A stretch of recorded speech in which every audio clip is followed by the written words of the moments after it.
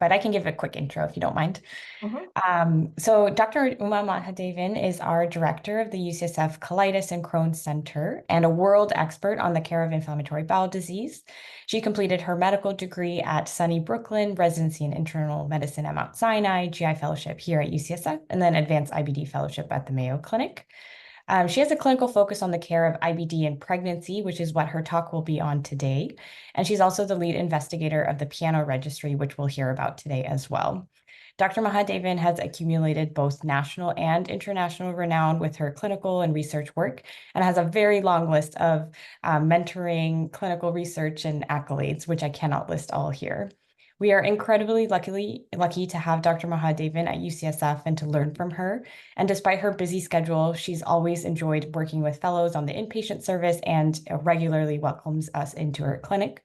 And in addition to learning a lot of valuable IBD pearls, you spend enough time with Dr. Mahadevan, and you'll also learn that she is a big Bay Area sports fan, especially the 49ers, loves to travel, and prioritizes time spending with her daughter, Sophia.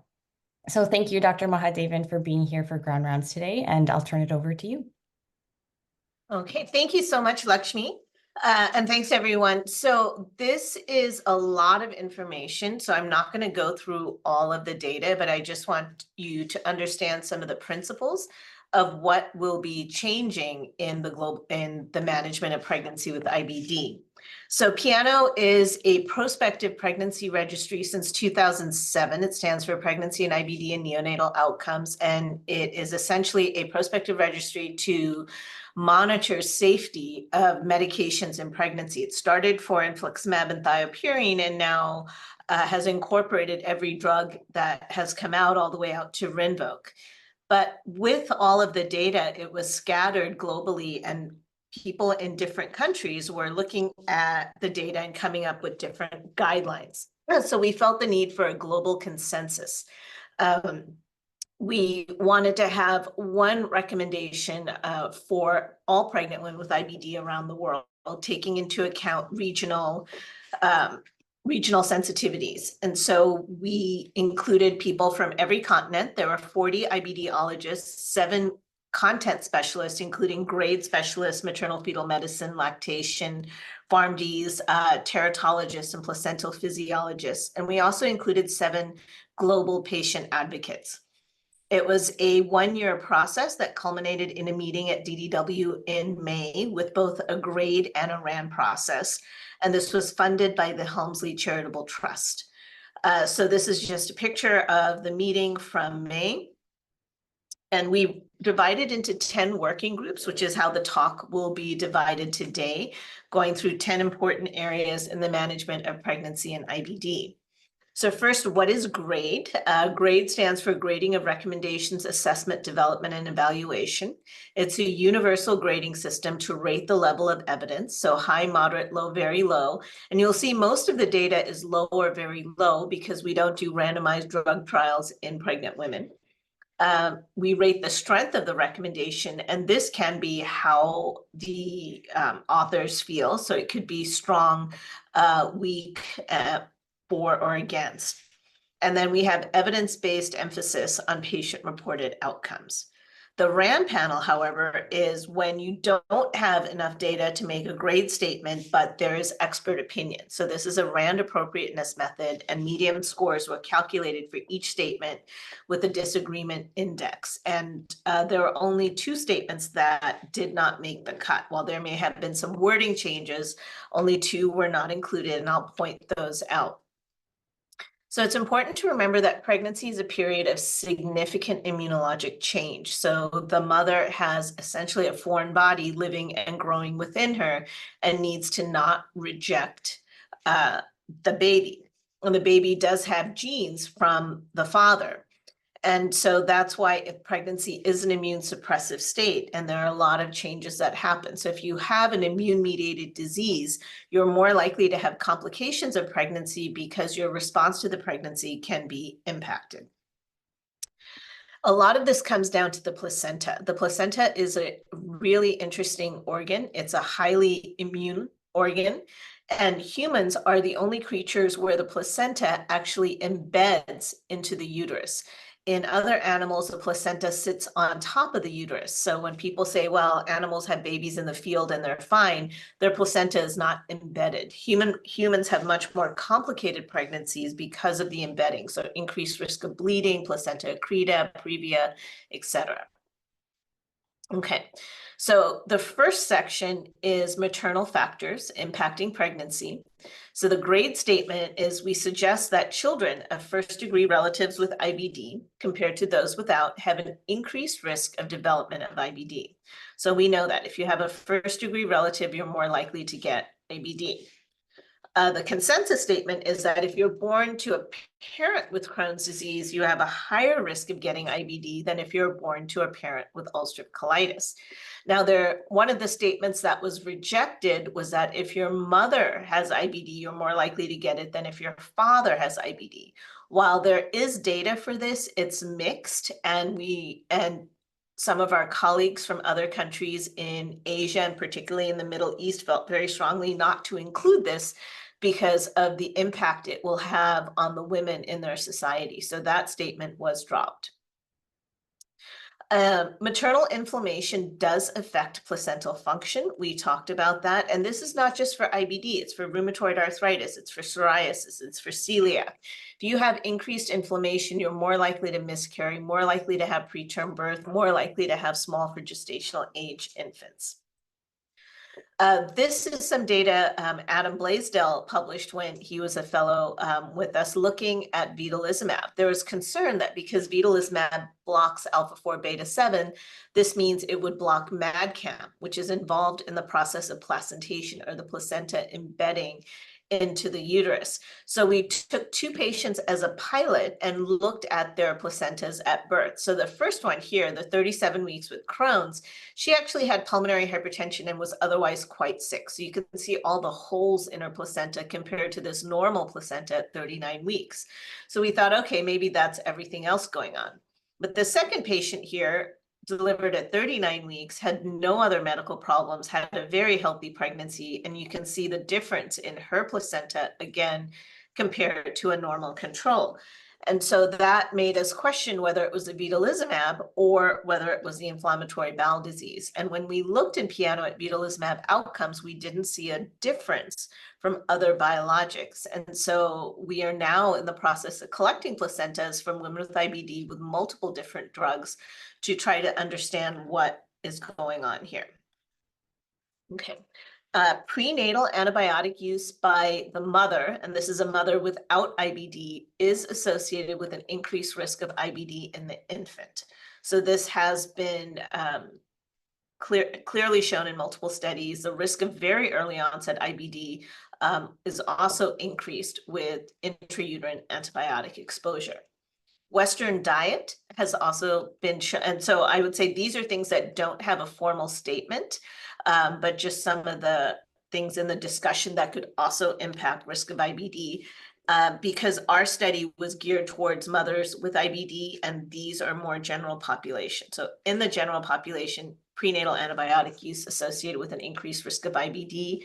In the general population, Western diet can affect risk of IBD, and this is also in mothers with IBD. The Mommy IBD study in Hong Kong and China showed that IBD mothers with higher food additive intake were more likely to have infants with inflammation. The maternal microbiome can also affect inflammation in the gut of the infant, and these are ongoing studies. So what about fertility? So these are the grade statements. Women with IBD have decreased fertility compared to women without IBD. Women with an ileal pouch anal anastomosis have decreased fertility. Women with active disease have higher rates of infertility compared to inactive disease. If women with IBD need assisted reproduction, it has comparable effectiveness compared to women without IBD. And then women with IBD who've undergone pelvic surgery have similar effectiveness of IVF. So one of our big pushes is that women with IBD should be in remission going into pregnancy, because this affects pregnancy outcomes, it also affects the fertility and the ability to conceive, as noted here. When the main paper comes out, if you're interested, you can review the hundreds of papers that went into making these statements. Consensus statement: women with IBD may have reduced fertility due to reduced ovarian reserve. Ovarian reserve is measured by anti-Müllerian hormone. And when you look at women with IBD compared to women without of the same age, their anti-Müllerian hormone is less. And if you're in my clinic, you will hear me counseling women who say, oh, we're going to wait 4 or 5 years before having a child. That reduces everyone's fertility, but particularly with IBD, because your ovarian reserve is lower, you may not want to wait too long if you really want to have children. Another question that comes up, whether women can do egg freezing. And so our consensus was that women with IBD may undergo oocyte retrieval without increased risk of flare. Very limited data for this. This was more the personal experience of all the IBD experts in the room.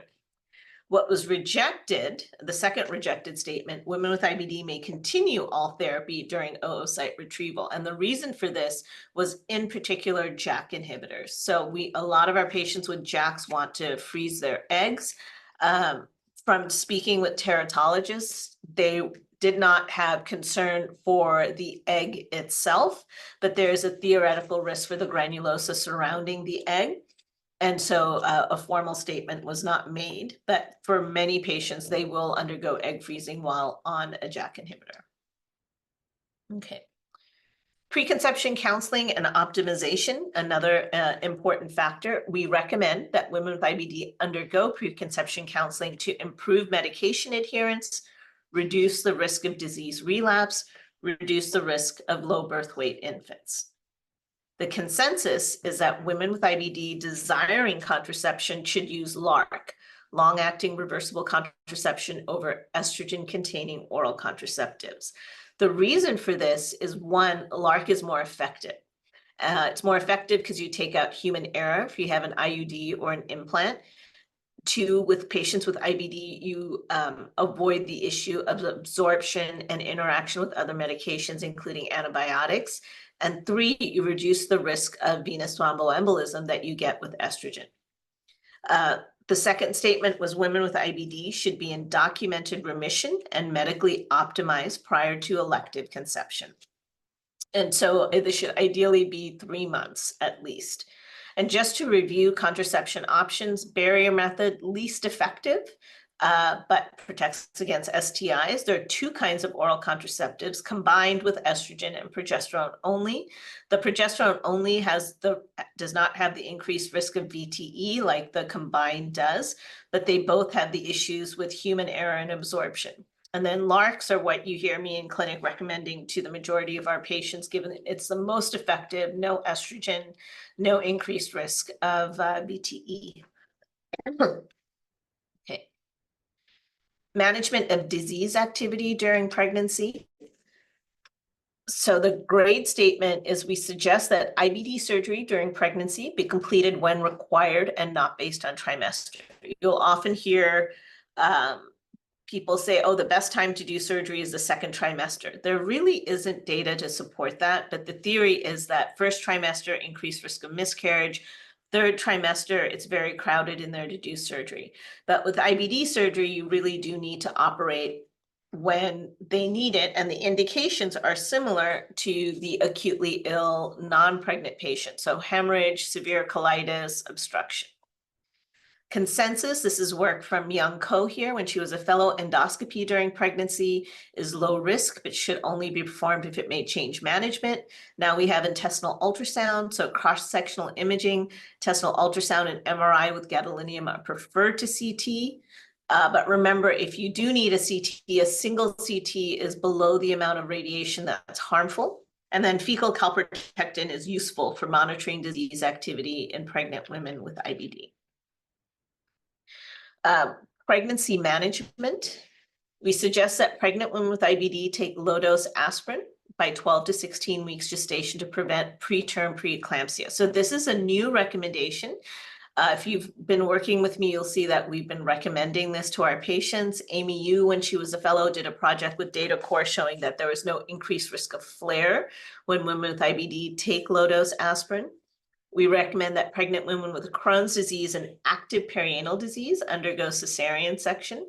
We suggest that pregnant women with IBD and prior IPAA consider cesarean section to reduce the risk of decline in pouch function associated with vaginal delivery. For the consensus, pregnancies for women with IBD should be considered as high risk. Women with IBD should be assessed early in pregnancy or preconception for nutritional status. This is important. It's expected they gain 20 to 25 pounds during pregnancy. If they don't, that's associated with increased adverse events. And women with current or past history of rectovaginal fistula should deliver by cesarean section.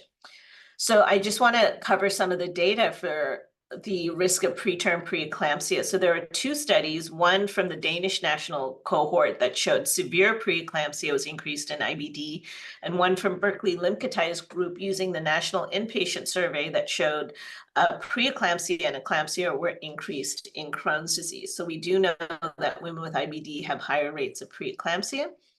And this is the ASPRI study published in the New England Journal of Medicine. They used a dose of 150 milligrams. We usually use 281 milligrams, so 164. That should start around week 11, week 12 to 16 of gestation. Often we'll stop at week 36 to avoid bleeding from any sort of instrumentation during delivery. And there was no increased risk of IBD flare in women taking low-dose aspirin. Now, what does followed as high risk mean? So this was really interesting because around the world, pregnant women are treated differently. In some places, there is never a physician who sees them. It's a midwife. Even in Canada, they don't see the OB, let alone an MFM, until after 24 weeks when the baby is viable. So in that setting, you have to define what is high risk. And so is it a specialist IBD pregnancy clinic? Is it an MFM clinic? Is it a midwife who has a higher level of education? Whatever it means in that country, there should be a recognition that these patients are high risk. There's, for the cesarean section for women with a J pouch, the data is conflicting. But the only study, and this was from Feza Remzi, that actually measured manometry showed reduced squeeze pressures and more sphincter defects in vaginal delivery. Okay, I'm going to pause here for a second and see if there's any questions before we go into medication. Dr. Mahadevan, I have a quick question. Has there been studies about PCOS and IBD and effect on fertility, or if that's any different? So PCOS, I have not seen whether anything that looked at that. There may be something out there. Endometriosis is increased in women with IBD, but I have not seen anything on PCOS. That's a good question. Dr. Mahadevan, I have a question about the risk of preterm preeclampsia for the UC for Berkeley study. I thought the confidence interval. May I see it again, please? Yep, sure. Yeah. Let me go back to that.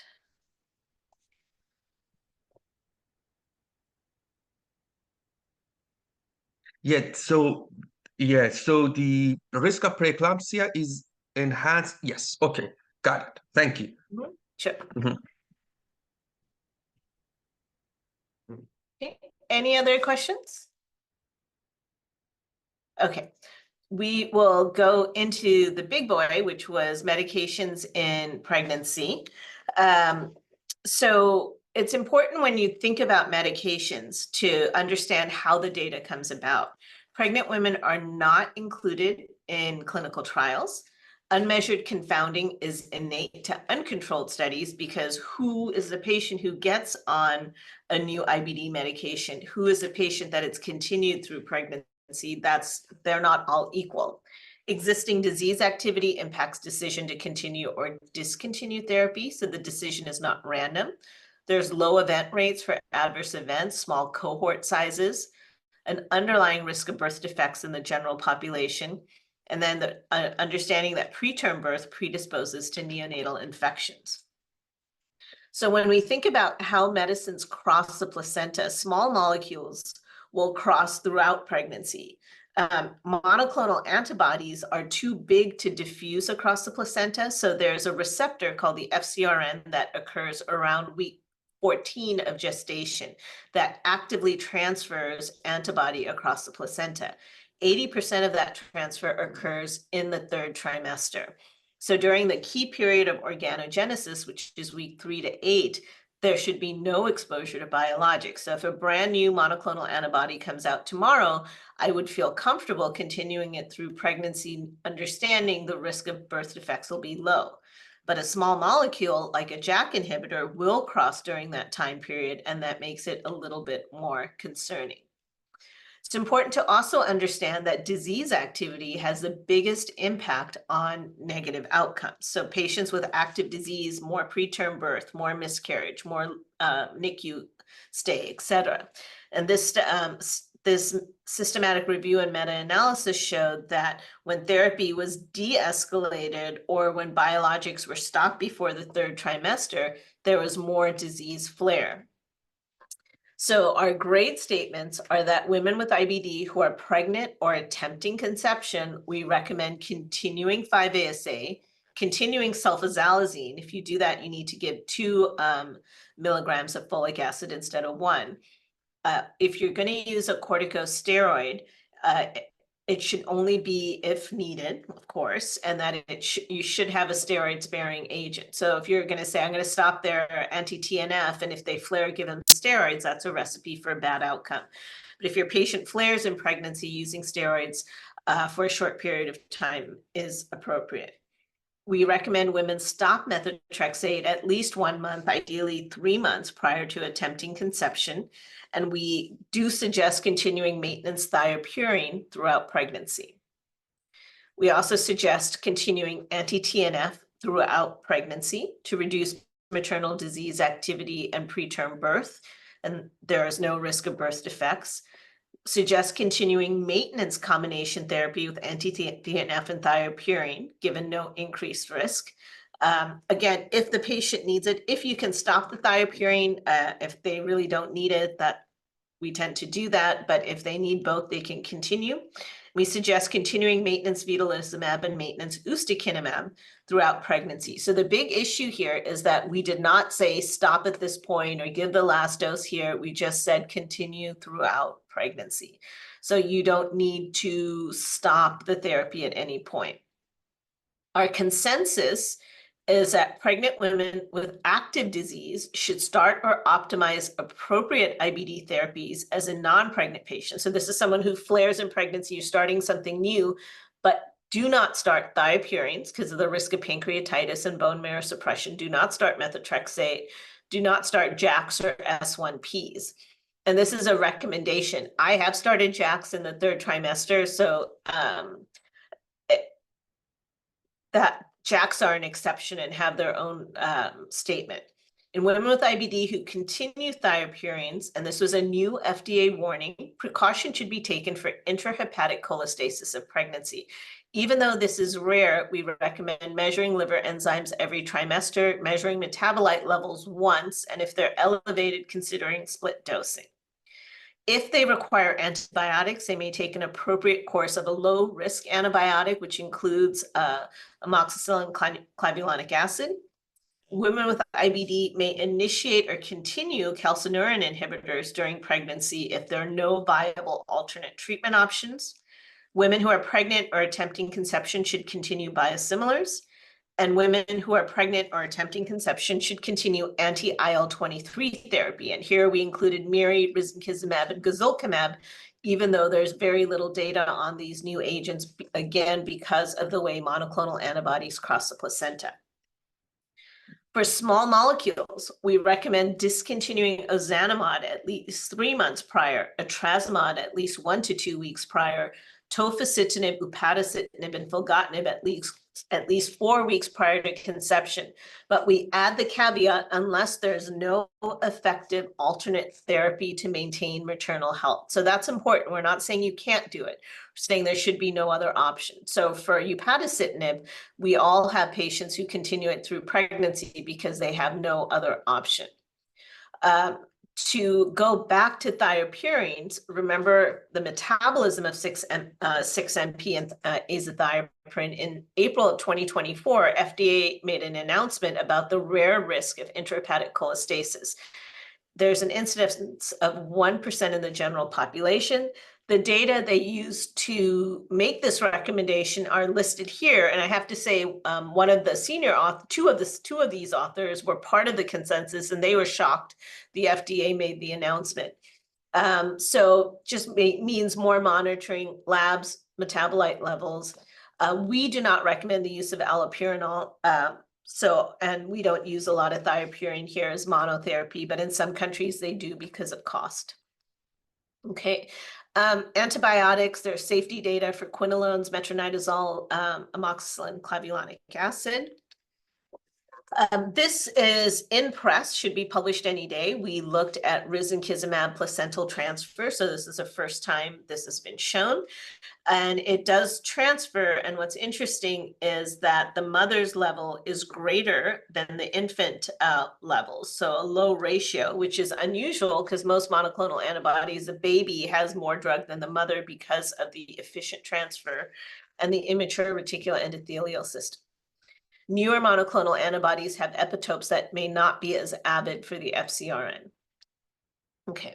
Data on tofacitinib overall. So this this paper was presented at DDW. They looked at overall 85 maternal exposures and did not see an increase in adverse events, but this is really just data reported to them or from the clinical trials program. The reason there was concern is because in animal models, tofacitinib showed birth defects at super therapeutic doses. Upadacitinib, on the other hand, showed birth defects at the doses we use in humans. So there's more concern with upadacitinib use in pregnancy. Though again, there is data to show that this is from a paper that's now published in Drug Safety that looked at 128 maternal UPA exposed pregnancies. Again, during that key period, mean in utero exposure was 5 weeks. And there was one congenital malformation of an atrial septal defect. So again, not nearly enough data, but in some patients with careful shared decision-making, we do continue these or start them later in pregnancy. Lactation, essentially the similar rules as in pregnancy. The one difference is that lactation is more optional and the mom can choose not to breastfeed if she's on a JAK, etc. But this idea of the relative infant dose is important. That's the estimated exposure in breast milk for any drug. And the relative infant dose should be less than 10% for a medication to be considered appropriate for breastfeeding. For monoclonal antibodies and all the IBD drugs so far, it looks like less than 10%. So the grade statements, we recommend breastfeeding is not associated with an increased risk of disease exacerbation in women with IBD. And we suggest that infants born to mothers on anti-TNF who breastfeed have no increased risk of infection. So this is important because early data suggested an increased risk of flare with breastfeeding, but that was really correlated with moms stopping their medications. Consensus is that mothers can breastfeed on 5-ASAs, sulfasalazine, thiopurines, corticosteroids, anti-TNFs, anti-integrins, anti-IL-23s, and biosimilars. But if they're on an S1P or a JAK, they should not breastfeed. This was data from Mette Julsgaard's group that showed that there is a higher amount of tofacitinib in breast milk than in maternal serum.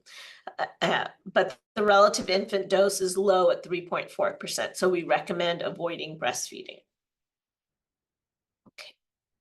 So adverse events in pregnancy, Women with IBD compared to women without have higher rate of low birth weight and preterm delivery. Women with moderate to severe active disease have an increased risk of spontaneous abortion.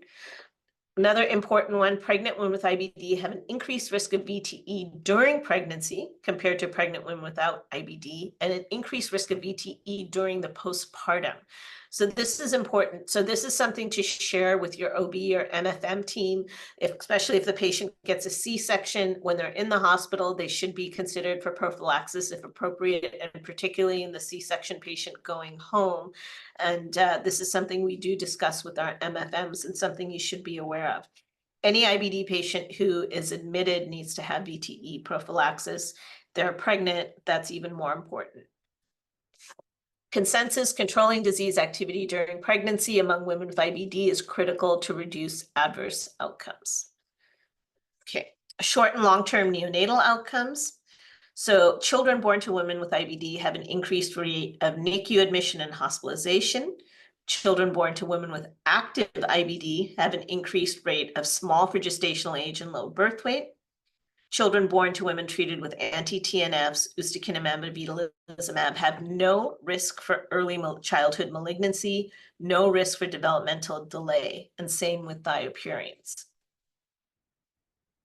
And the final one is vaccines. We recommend that inactive vaccines in children born to mothers with IBD on anti-TNFs have comparable efficacy compared to those without anti-TNF exposure. Inactive vaccines have similar safety events when the babies were exposed in utero to anti-TNFs. And another big change, we suggest that live rotavirus vaccine may be provided in children with in utero exposure to anti-TNF, as well as other biologics based on a study I'll show you. Live BCG vaccine, however, should be avoided in the first 6 months of life in children with in utero exposure to anti-TNF. The consensus inactive vaccine should be given on schedule to all infants, regardless of in utero IBD medication exposure. Children exposed to JAKs or S1Ps, which should be out of their system within a month, could receive live vaccines after a month. And then going against the EMA, which said that live vaccines should not be given to babies breastfeeding when the mother is on infliximab, which was stupid. But live vaccines can be given to infants a mother's breastfeeding while on biologics. So let's go back to the rotavirus, because we've always recommended to avoid rotavirus vaccine, which is the only live vaccine given in the first 6 months in the US. So this looked at 309 infants that received live rotavirus vaccine after in utero exposure to anti-TNFs. Systematic review and meta-analysis, these kids did fine, very minor adverse events. But then a very important Canadian prospective study looked at 191 exposed infants, 178 exposed in the 3rd trimester. 187 were recommended to get vaccinated, and 168 did get it with no adverse events. And recently they broke that down into the ones with IBD, and it was 57 infants, 50 of whom got the live rotavirus vaccine with no adverse events. And so the whole stop rotavirus thing is not no longer recommended. They can get it. So to summarize, and this was a lot of data, I just wanted to enforce how do we manage this population. Control disease activity prior to conception and during pregnancy. They need a preconception assessment, nutritional status, and maternal fetal medicine monitoring, which is here in the US, or high-risk monitoring. Low-dose aspirin to begin between week 12 to 16 to reduce preterm preeclampsia. We continue monoclonal antibodies throughout pregnancy and lactation. Rotavirus can be given on schedule, even in biologic exposed. More data are needed on JAKs and S1Ps, and we do continue JAKs with shared decision-making in pregnancy when there's no other option. To remember that maternal health equals infant health. And if you have a pregnant patient with IBD, we'd love to enroll them in piano. You can send them to this website or contact me or our coordinator, and we can do that remotely. And with that, I'm happy to take